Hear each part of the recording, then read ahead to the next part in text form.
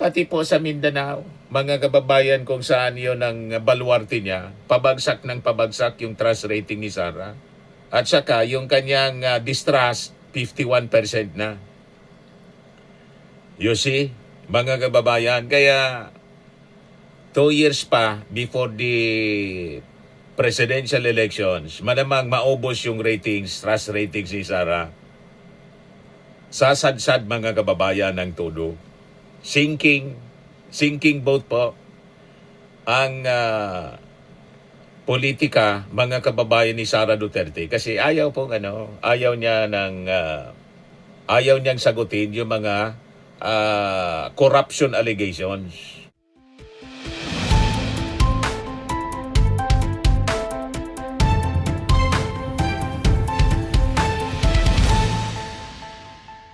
Hello po mga kababayan, si Dante Maravilla. So, inisyohan na ng Congress Justice Panel mga kababayan ng subpena ang ombudsman para isubmit yung SALN po ni Sara Duterte.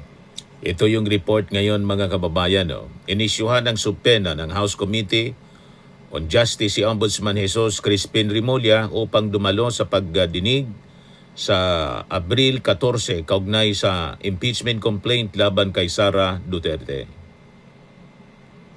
Maliban dito, hiniling din ng committee ang certified true copy ng SALN ni Duterte. Yan yung kinonfirm mga kababayan ni Boying Rimulya, subpena testificandum et duces tecum. They will comply. So nasa exciting part na tayo at yung mas exciting mga kababayan, next week yan, ang mas exciting yung pagbagsak ng trust ratings ni Sara Duterte. Pabulusok na po. Lalo na pag binalata na po ng Justice Panel si Sara Duterte. At makita yung mga tagong yaman. Siguradong madudurog ang pangarap ni Sara na maging presidente. O, di ba? Matutulad kay Binay, tulad ng mga sinasabi natin. Ito, based sa pinaka-latest na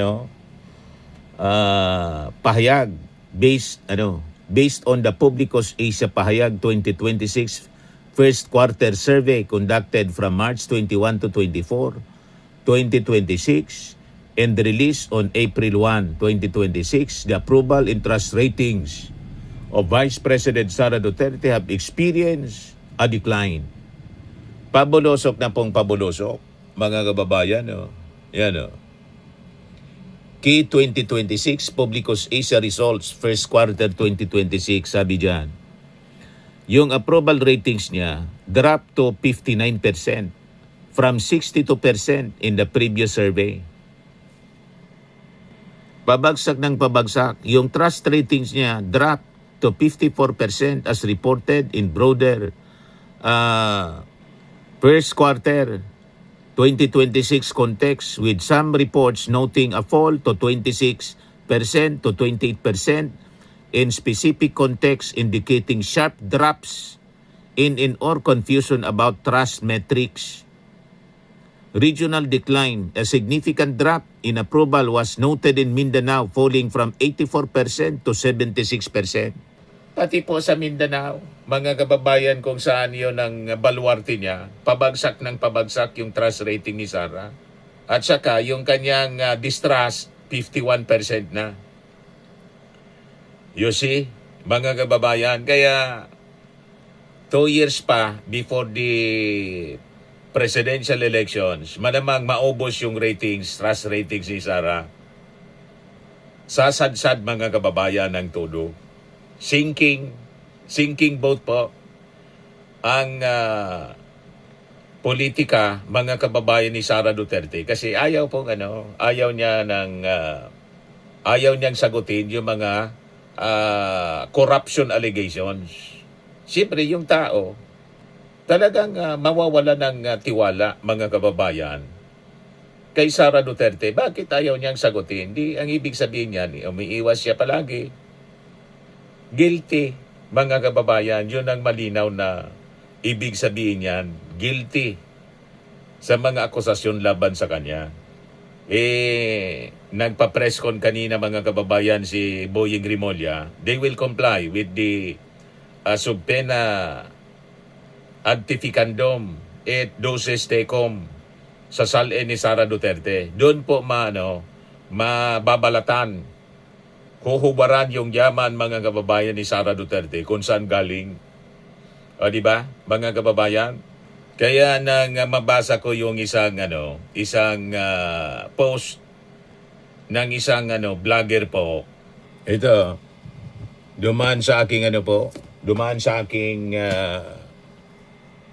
timeline post ng La Verite. Sabi niya, Sara Duterte's collapse in public trust is not random.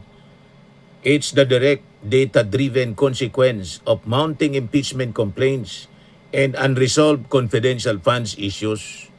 The more the facts surface, the faster the numbers fall. Ano ba? Hindi niya kasi maipaliwanag na tama yung kanyang analysis. Mga kababayan, talagang pabagsak yan. Magdududa siyempre yung ating mga mamamayang Filipino. Yun sabi ko, mga kababayan, ang abogado ni Sara, 16, yung nagdi-defend sa kanya sa Congress. Imagine that. Tapos may petisyon na final at naghugas kamay si Sara, dumistansya. Na ang sabi niya mga kababayan, hindi siya aware, wala siyang kinalaman, niwala kayo. Yung grupo ni Topacio at saka ni Torion, siyam na abogado, subali 25. Kukuha ka ganyan katindi po na abogado kung hindi ka guilty. Kung hindi malakas yung ebidensya laban sa'yo. At ni isa sa mga articles ng impeachment, hindi po in-engage. Hindi iniwasan na sagutin. Ang ibig sabihin, hindi kayang sagutin. Despite yung dami at galing ng kanyang mga abogado, hindi kayang sagutin yung mga akusasyon na laban sa kanya. Siyempre, yung pagbabanta pa lang, malinaw na guilty. Tayo mismo yung nakapanood. Di ba? Paano sasabihin ni Sara Duterte at ng kanyang mga abogado na walang pagbabanta? No joke nga eh.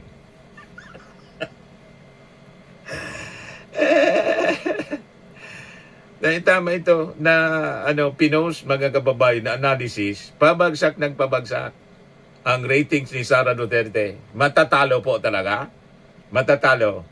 Tama ito, sabi niya dito ng Liberite. The numbers tell a deeper story.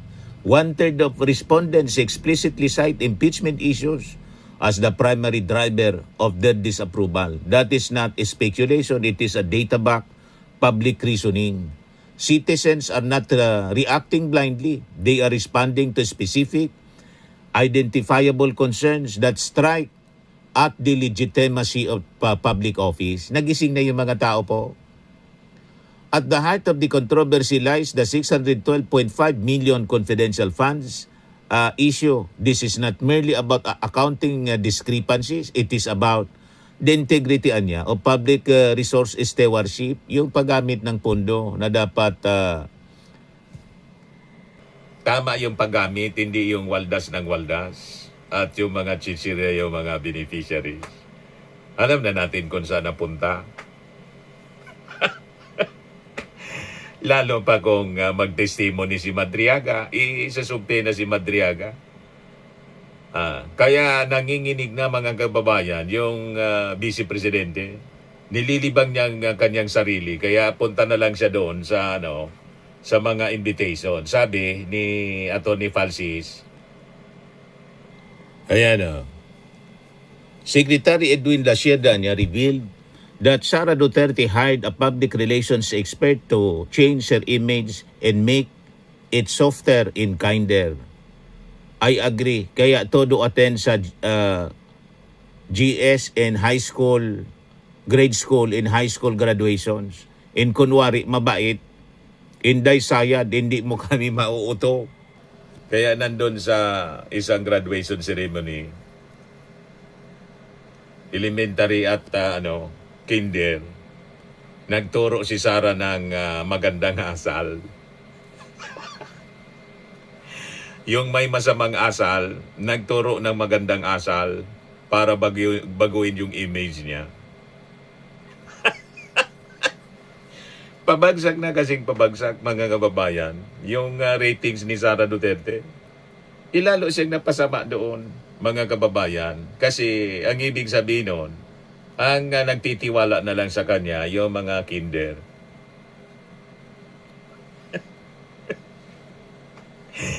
Yung mga walang kamuang-muang kasi, ang pwedeng mauto. Pero for image building po yon, mga kababayan. Ayan si Sara, sabi dito sa post ni Benji Contreras. Yan the tale of two photos, PBBM with kids, Sara with a pupil during her commencement exercises. Sabi niya, ito makikita ninyo ang tuwa sa muka ng mga bata nang makita si PBBM. Excited silang makipagkamay. Malapit talaga ang loob ng mga bata kay PBBM. Tapos ito, bakit mo kang mailap ang bata kay Inday? Baka aware yung mga bata sa, siyempre napanood yung pagbabanta niya, pagmumura sa ating Pangulo. Yung gustong pugutan yung ating Pangulo. Kaya natatakot makipagkamay yung bata, mailap. Malamang napanood sa YouTube, sa cellphone. Mga bata, may mga cellphone yan. Grabe niya ito, napakatapang. Pinagbantaan na papatayin yung ating Pangulo. Baka ganun. Tapos nagturo ng magandang asal. Ayan tuloy. Ginawang katatawanan si Sara Duterte na lang ng mga content creators. Tingnan ninyo ito. Huwag kayong sumali sa pang-aapi, paninira, o pananakit ng inyong kapwa-tao. Very good. Very good. Be kind.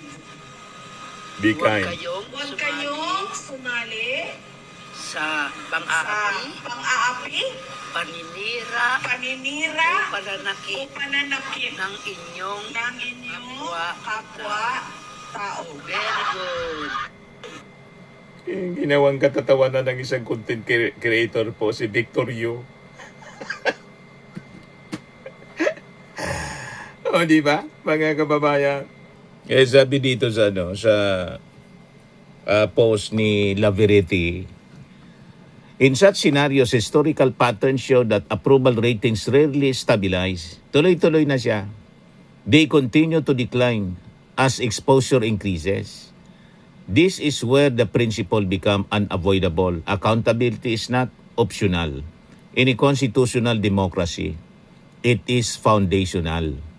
The impeachment process is not persecution. It is a built-in mechanism of democratic correction. It exists precisely to ensure that no official, regardless of popularity or pedigree, operate beyond scrutiny. To be clear, allegations are not convictions. Due process must prevail. Evidence must be tested. Correct. Defenses must be heard. Correct. But the presence of due process does not negate the necessity of accountability. It enables it. And when multiple independent channels, public service, legislative action, and legal filings begin to align, the burden shifts toward transparency and explanation. Very good po yung post ni Laverite.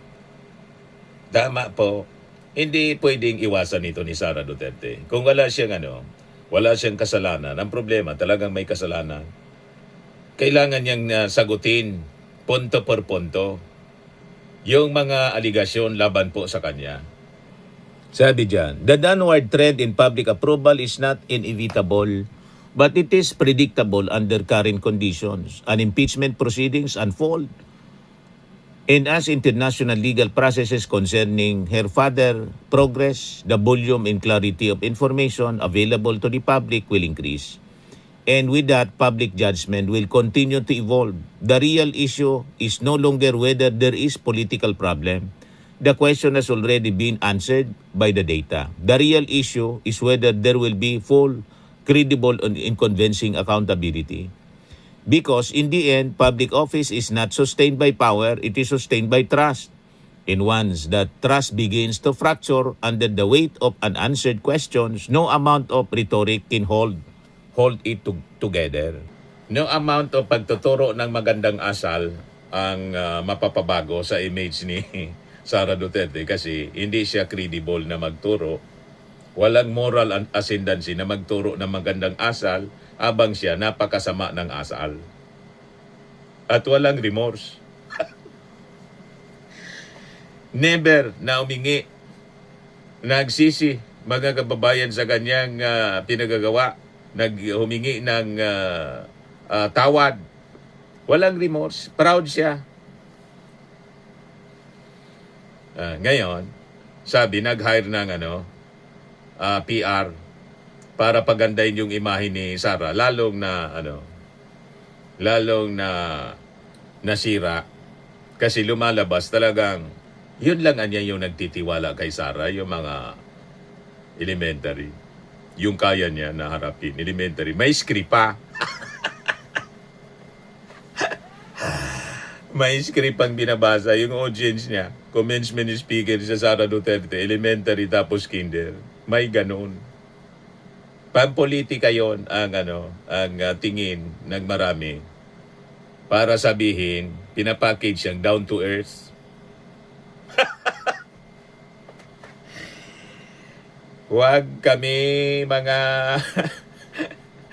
DDS. Kaya sabi ni Atty. Hindi mo kami mauto. Sabi ni Atty. Palsis. Kaya todo attend ng graduation, grade school and high school graduations. In kunwari, mabait. Inday sayad, hindi mo kami mauto. Sabi ni Atty. Jesus Palsis. Magiging plastic na pala si Inday Chucky, pero kahit anong pagpanggap niya, hindi mapipigilan ang ilabas ang tunay na siya.